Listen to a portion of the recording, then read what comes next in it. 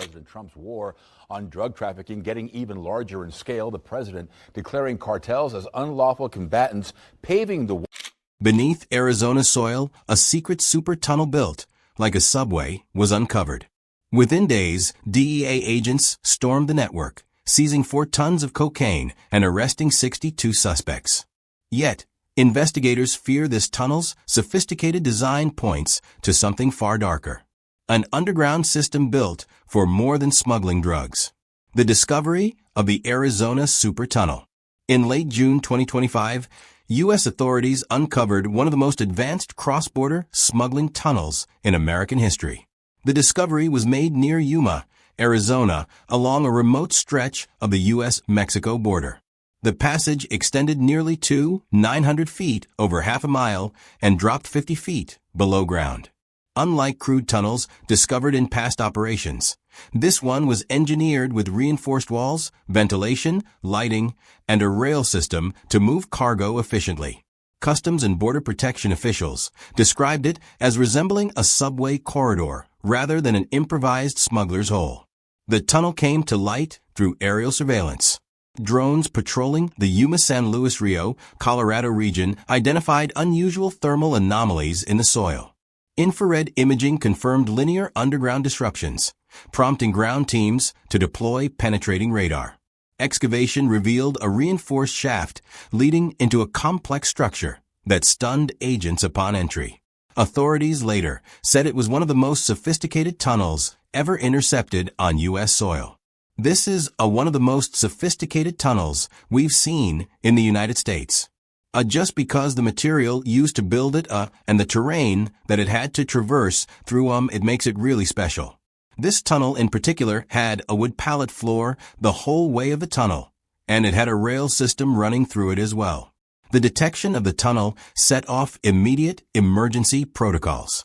U.S. authorities closed down a 5-mile stretch of the Arizona border near Yuma, sealing both official ports of entry and informal desert routes. No vehicles were allowed in or out. Highway signs in Arizona displayed detour warnings, while drones and helicopters increased aerial patrols. Local sheriffs were instructed to evacuate areas near the suspected exit points, and canine units were deployed to search for evidence of secondary tunnels or hidden stash houses. According to Customs and Border Protection, agents feared that if one tunnel of this magnitude existed, others could be operating nearby or worse, already in use. The engineering required to construct such a tunnel is significant. The soil in Yuma presents challenges for excavation because it is loose and prone to collapse. Yet the tunnel discovered in June remained intact, lined with reinforced walls and equipped with power and ventilation. This has been the longest. It's approximately 1,300 feet long, starting in Mexico, and all the way to the U.S. It's approximately 3 feet wide, approximately 4 feet high. It's got very good materials. They've been calling it the most sophisticated, but what make this one unique is that the terrain in Yuma is very hard to dig a tunnel. The sand is very loose, and most of them end up caving. So the fact that the material was very well built, and they had ventilation, it had water, it had a rail system, wooded walls, roof, floor, electrical makes this one a very unique type of tunnel. This description applied to an earlier Yuma tunnel, but the June discovery exceeded those specifications with a wider structure, longer length, and steel reinforcements in place of wood. Cartel organizations have a long history of building cross-border tunnels.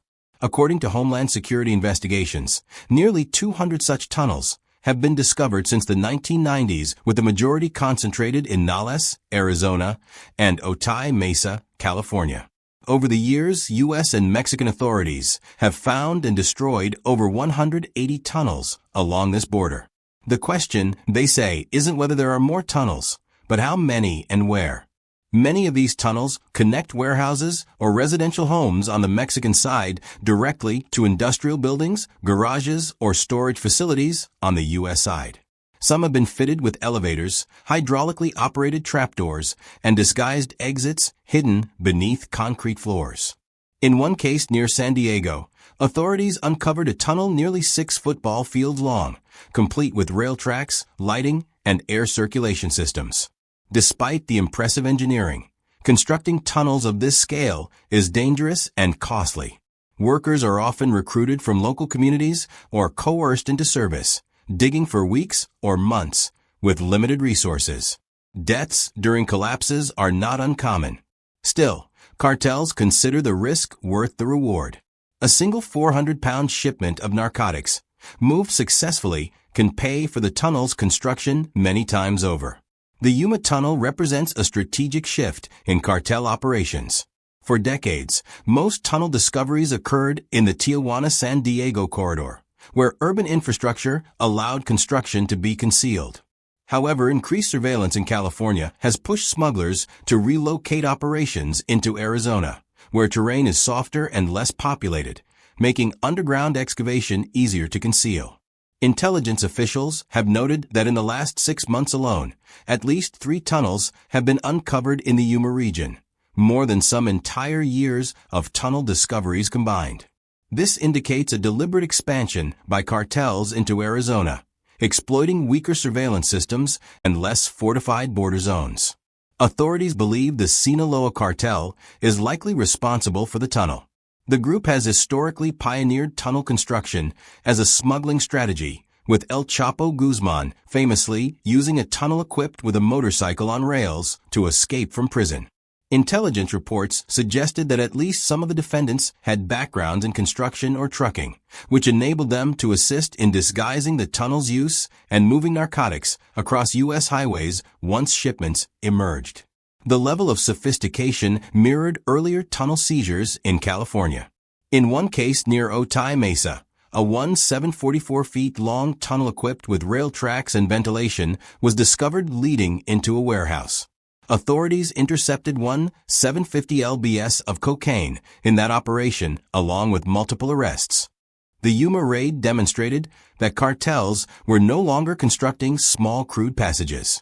Instead, they were building underground highways engineered to withstand years of operation, capable of moving vast quantities of narcotics, and potentially even armed operatives or contraband other than drugs.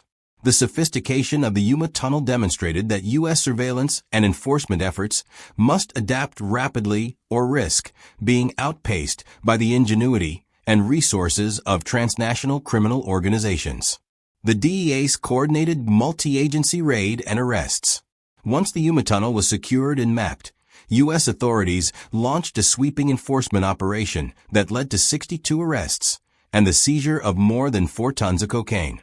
The raid was the culmination of months of intelligence gathering, cross-agency coordination, and surveillance efforts aimed at dismantling one of the most elaborate trafficking infrastructures ever attempted along the U.S.-Mexico border. The operation involved the Drug Enforcement Administration, DEA, U.S. Customs and Border Protection, CBP, Homeland Security Investigations, HSI, Immigration and Customs Enforcement, ICE, and local Arizona law enforcement.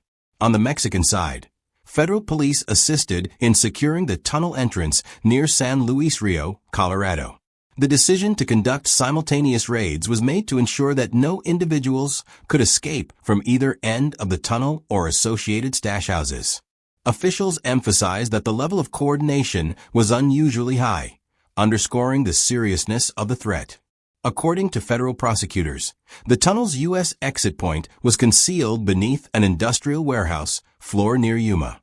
Inside, agents discovered hidden compartments and loading platforms, suggesting the site was intended to serve as a major transshipment hub. Vehicles could drive into the facility, load cargo transported through the tunnel, and then depart unnoticed into local distribution routes. When the raid began against drug cartels, in a memo sent to Congress, the White House saying the U.S. is now in an armed conflict with the narco gangs and labeling their members not just as criminals but as enemy combatants.